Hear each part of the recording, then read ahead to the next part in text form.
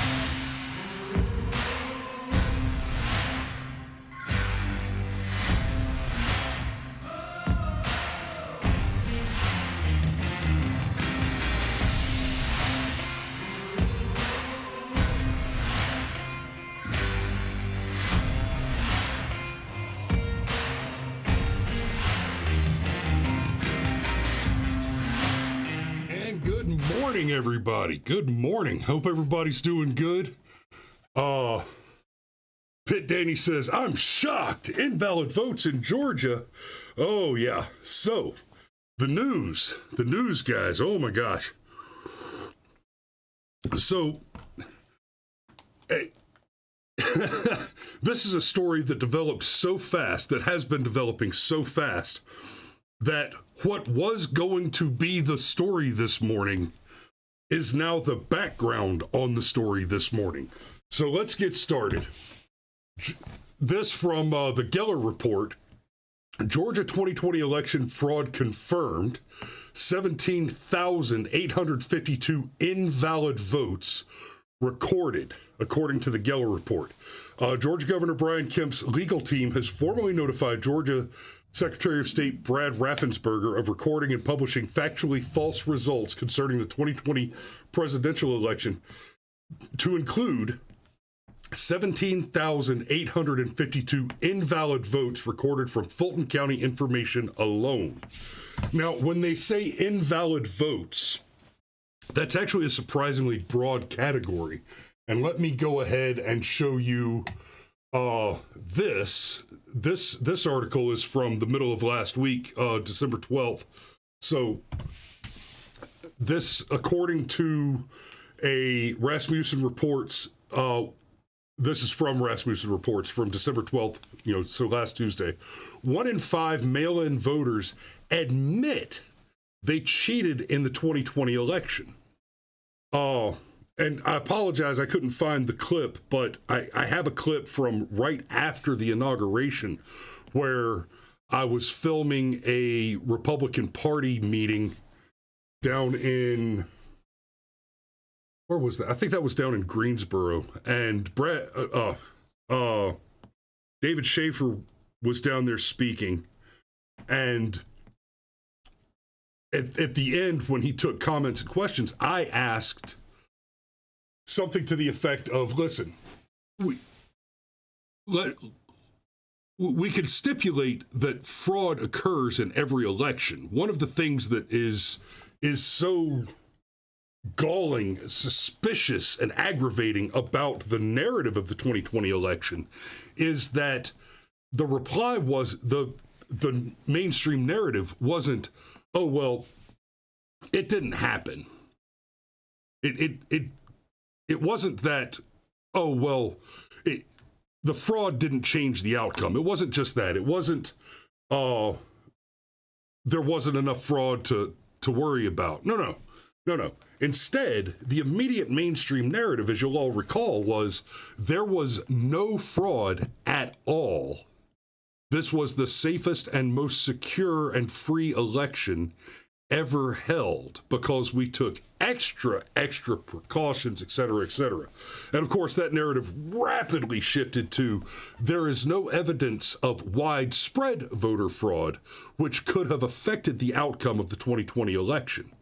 I've spoken many times on this show, to our great surprise, without being banned for some of them, on the reality of the functions of voter fraud and how they may have affected the 2020 election, and likened that to the habit of the DNC to commit acts of naked and transparent money laundering, and the various tactics that are used by money launderers to hide their activity, which a big piece of is doing small amounts. You have to keep it below the notice of the government by operating in quantities of less than $10,000 transactions, right? And of course, what we saw in 2020 is, or rather in the wake of the 2020 election, we saw many lawsuits filed where they were dismissed, right? And, forget the narrative that Trump lost all the lawsuits on election interference. That's a lie. Trump lost 0 lawsuits on the election question. Many of them, however, despite the fact that he won over half of them, many of them were dismissed without ever adjudicating the merits. There was no adjudication at all. Danny asks, did YouTube change its position on election interference? They haven't changed their political position on it, Danny, but they have changed the terms, the rules on what you can discuss. And so I may inadvertently make allegations that get me thrown off here, but I'm going to talk specifically about the evidence that's been discussed, discovered, and adduced, which that last one, the actual adjudication of evidence is that's a sticky wicket. So anyway, I'll get back to what I was saying about Schaefer in just a second. The vast majority of the cases were dismissed either the judge saying you don't have grounds in this jurisdiction, or more commonly, it was, even if this case were to prove that fraud occurred in this jurisdiction, and to such an extent that it changed the outcome of the election in this jurisdiction alone, this jurisdiction's outcome is not sufficient to have changed the outcome of the national election. Right? So the judges said, you might prove voter fraud. You might even prove that it was significant in this location. But that it was significant in this location does not mean that it mattered to the overall national election. And for that reason, we will not even hear the case and determine whether or not the fraud occurred in this jurisdiction. But that happened in hundreds of jurisdictions. Across hundreds of jurisdictions, that thing which might not be significant in those individual jurisdictions, just like laundering $5,000 to $9,000 at a pop, becomes over $160 billion sent to the Ukraine. Everybody follow what I just said there? It may not be statistically significant in and of itself for that single jurisdiction, but when taken across the board, is the same as sending billions of dollars directly to the Ukraine, which will be laundered again back into the DNC coffers in much smaller increments. Tracking? Everybody got it, right? Okay. Sergeant Major says judges are afraid of the media. I don't think so. I disagree with you there, old man. I think that what we have here is not that the judges are afraid of the media, or at least that's not the cause, if possibly a proximal cause. But I think the fact is pretty clear.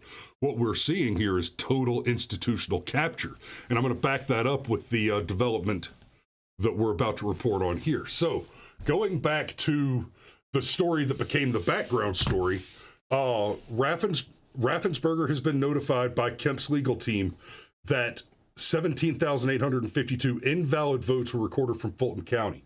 So, according to the Rasmussen report, more than 20% of voters who used mail-in ballots in 2020 admit they participated in at least one form of election fraud.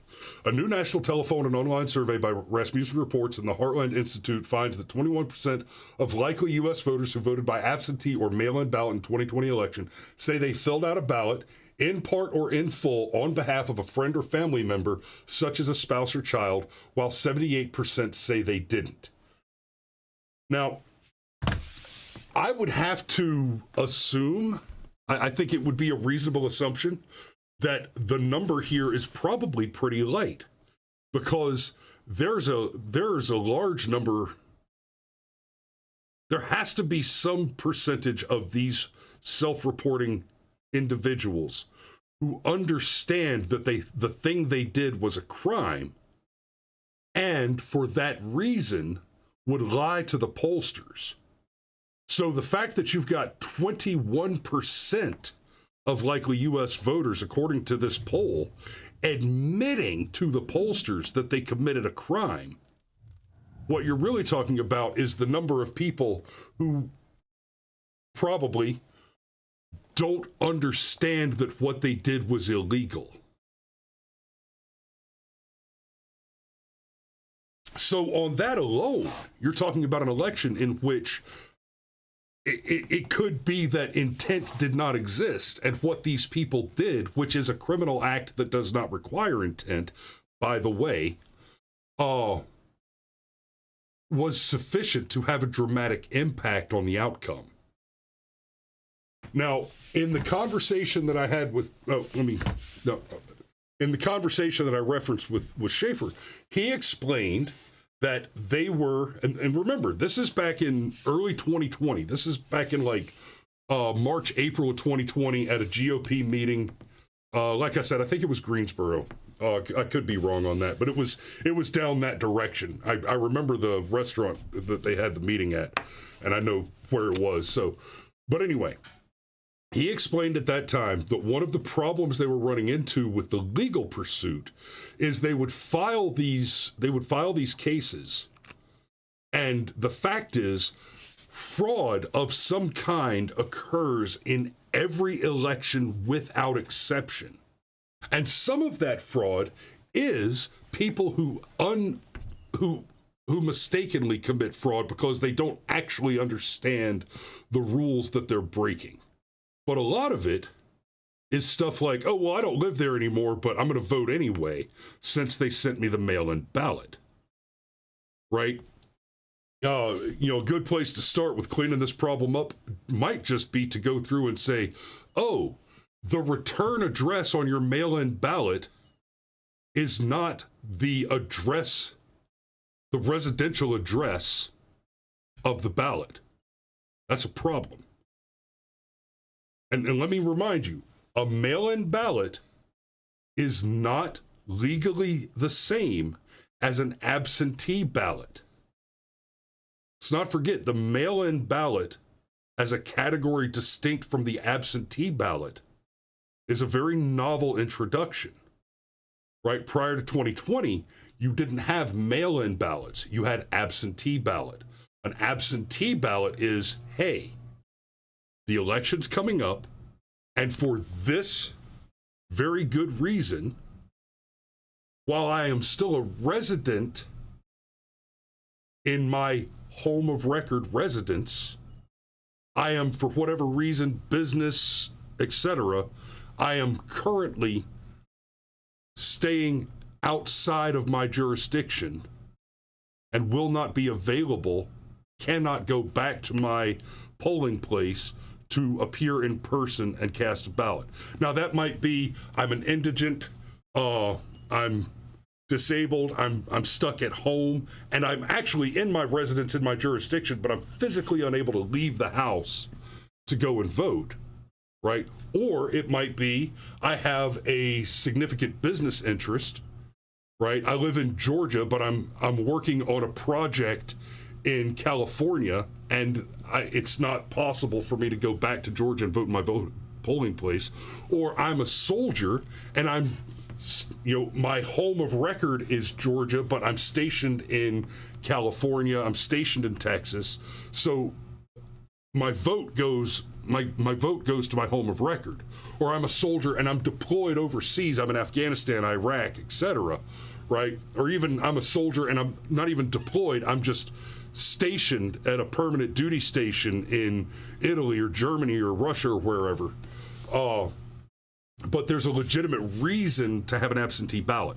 That is distinct. That is different than the mail-in ballots that were created for the COVID situation.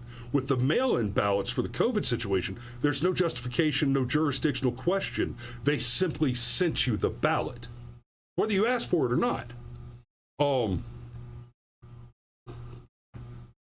Sergeant Major points out, I think Oregon has used mail-in ballots longer, and that explains the numbers of Democrats in office there.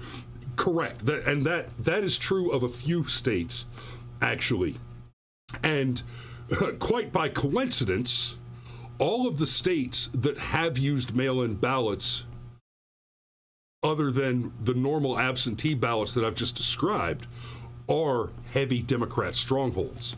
So, what Schaefer said at the time is that, quite simply, in every election, without exception, there is so much fraud that the Justice Department and the courts cannot prosecute all of it, and so they choose to prosecute none of it. Now, every now and then you'll hear about somebody getting busted for voter fraud, but it'll be something outlandish, something like over the top. They, I printed 20,000 ballots on my Hewlett Packard at home and tried to shove them into the thing. And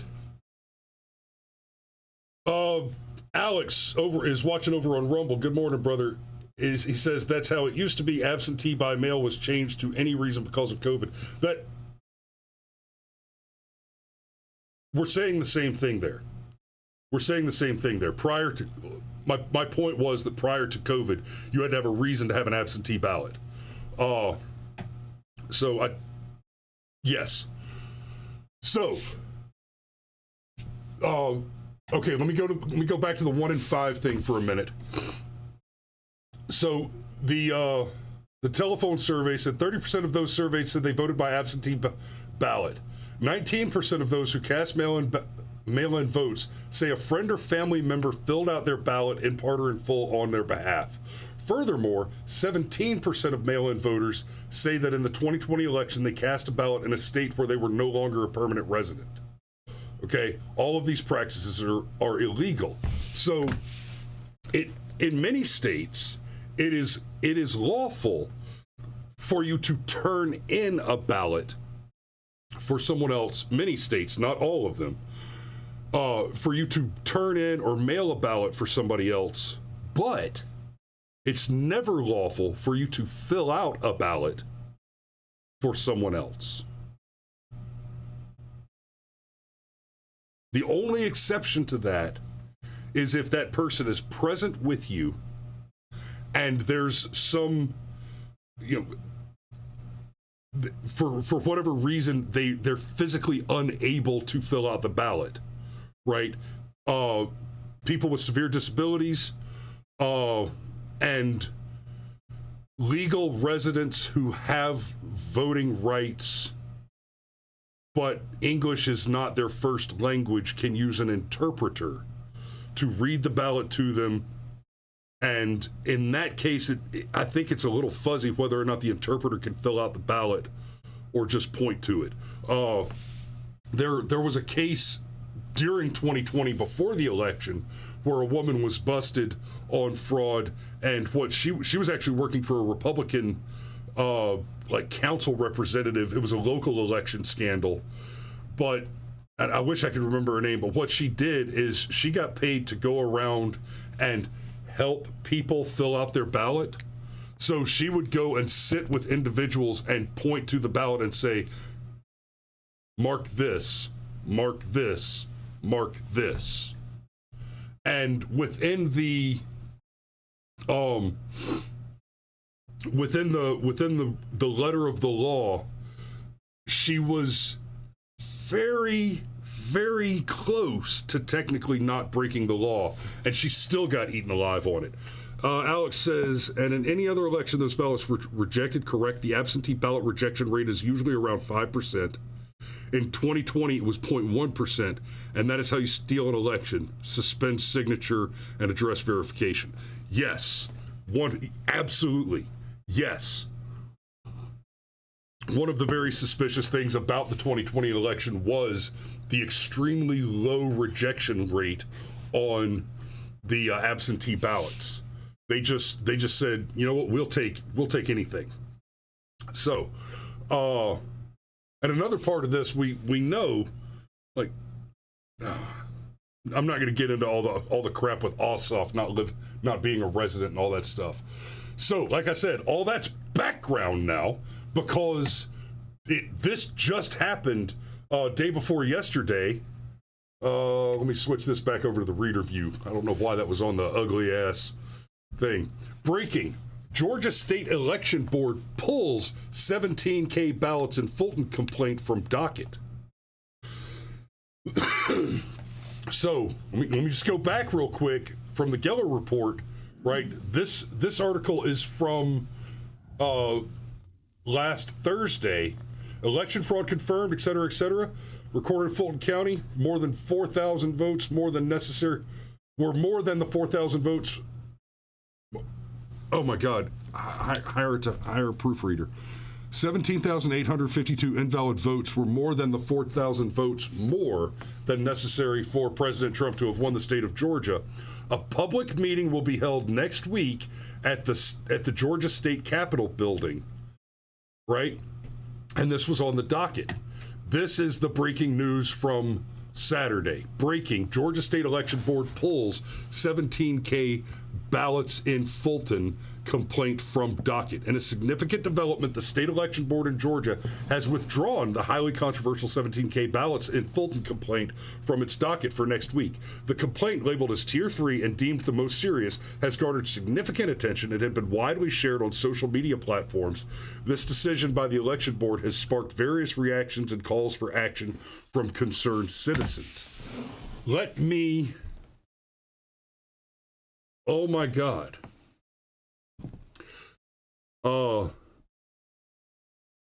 Yeah, TPS Report says, however, we've covered 4 elections this year alone that have been overturned because of fraud. And that's not because the government is doing better. It's because citizens are watching them. Yeah. And Sergeant Major points out there is no signature on the mail-in ballot. The signature is on the envelope, which is separated from the... Correct. That's correct. I'm all for doing away with anonymous voting. You need to sign your name to the decisions you make, to the choices you make. You need to personally take responsibility for your choices, right? So, the fact that the election board has pulled this complaint from the docket, that, as far as I'm concerned, is tantamount to spoliation. Now, it's not technically the same thing because we're not talking about them going into a court and actually adjudicating evidence here. But what we are talking about is the Pitt Danny says, I think they canceled that meeting. This article comes from before the meeting was canceled. If it was canceled, and I'm not sure about that. I had not heard that yet. But As of Saturday, the meeting was still on point, and they had chosen to remove this item from the docket in the meeting, assuming that the meeting was going to go forward. What you're looking at here is essentially an admission of guilt. What you're looking at here is a criminal destroying the evidence of their crime, knowing full well that that evidence is expected to be presented in the case against them by the state. What you're looking at here should be taken as a tantamount confession that the 17,000 fraudulent ballots in Fulton County were exactly what they are being said to have been. If you're caught melting down the murder weapon, the jury is instructed to assume that that weapon guaranteed the conviction of your guilt. The same should be true anytime a government agency is destroying evidence of its activity, or in any way, as is described under the laws relating to the destruction of evidence for such cases, in any way obstructing the presentation of that evidence to the public or to the jury. Like I said, there's not a jury in this situation because we're not talking about a court case going forward, but we are talking about an official government proceeding where evidence is to be presented and adduced, and the result should be a determination of the fact value of that evidence in relation to what are, in fact, criminal allegations. Criminal allegations which, rather clearly, should be leveled against people like Brad Raffensperger for his apparent involvement in this activity. So let's not forget, Raffensperger was a major contributor to the changes that, without the involvement of the legislature, altered illegally, because of the lack of involvement of the legislature, the rules on the casting of votes in the state of Georgia, most especially in Fulton and DeKalb counties. Two counties which are like, okay, let me hit you with this. Fulton County, let's talk about corruption, right? When Kasim Reed stepped down and, what's her name? Y'all remember Mayor Black Girl Magic? She served one and then walked away. Oh, damn, I can't remember her name. Mayor Bottoms. Black Girl Magic. I mean, she ran on vote for me because I'm the black chick. And she was a direct disciple of Kasim Reed. Okay, Clark Howard is an aggressively anti-partisan commentator, right? He does not do political commentary. He speaks on financial matters. He talks about scam alerts, different types of credit card scams. He gives financial advice, but he very carefully avoids making political statements or even like making suggestions of what his politics are.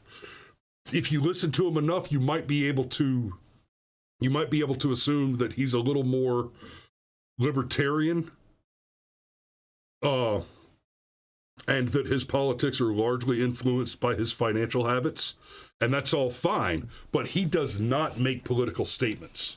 When Bottoms was running, he made a specific political statement that he would never vote for somebody like Bottoms because she was a direct disciple of Kasim Reed, and he went on to detail that Kasim Reed's deep corruption and therewith his entanglement with the Hartsfield Atlanta Airport were both major contributors to not only the economic inefficiency, taxpayer cost, and poor service availability at what is the busiest airport in the world, but also that his political corruption and entanglement with that airport was a direct contributor to the fact that Hartsfield Atlanta Airport is one of the largest and most active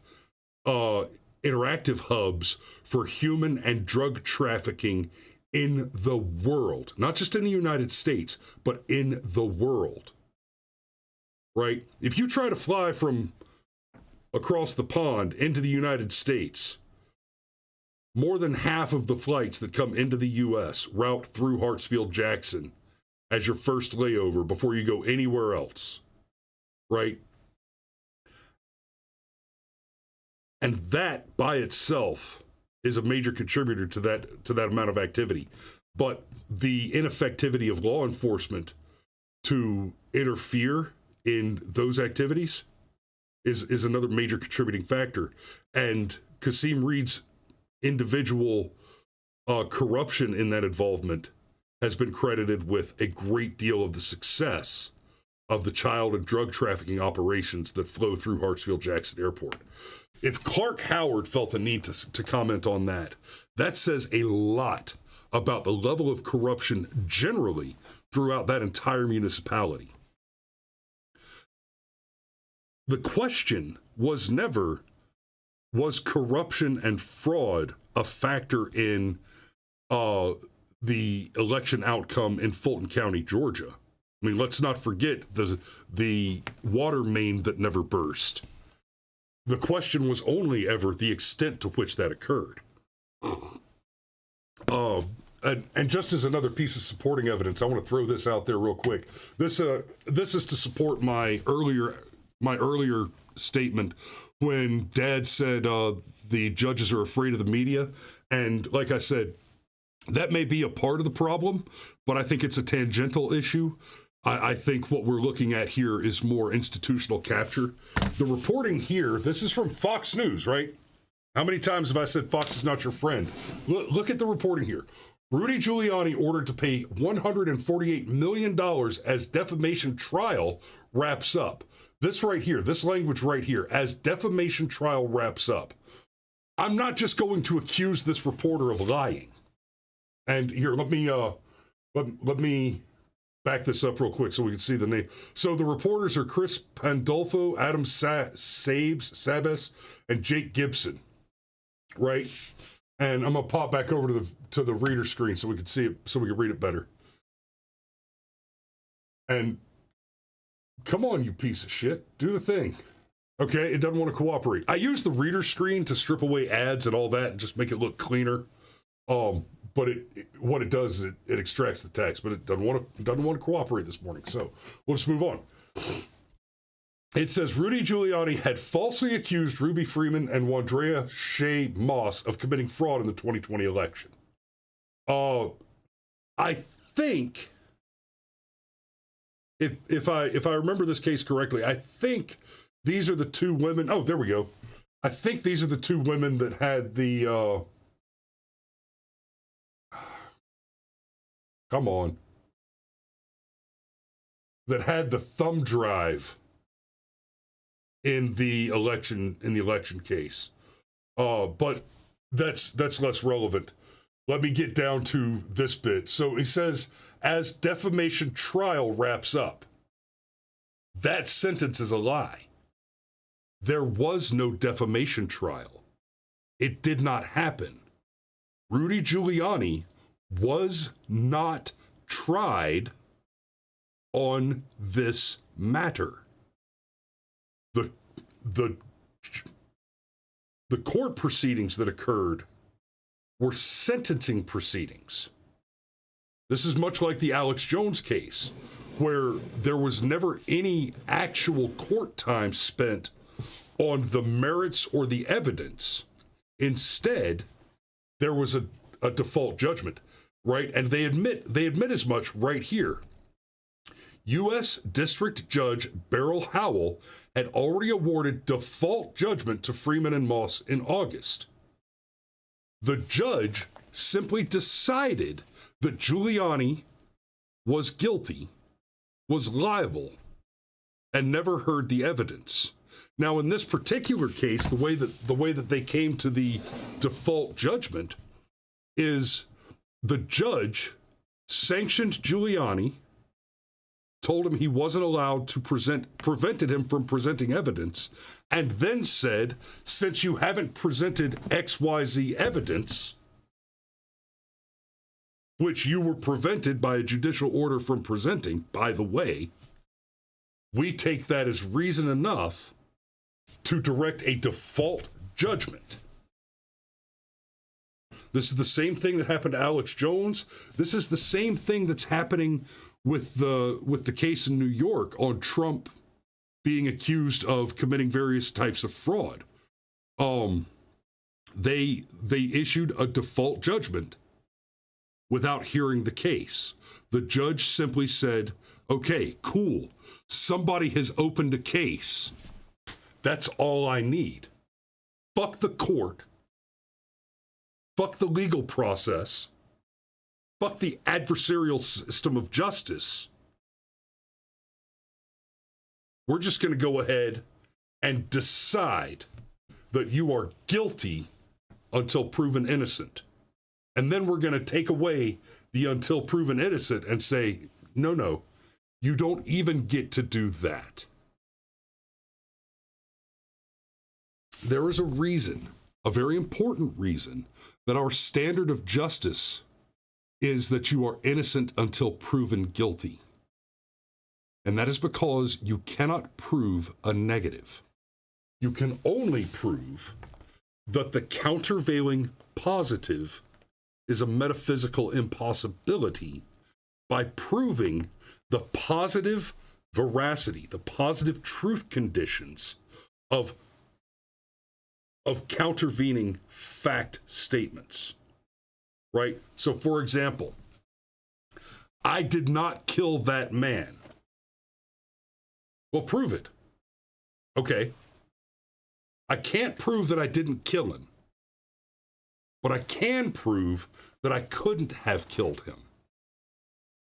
And that's an important distinction, right?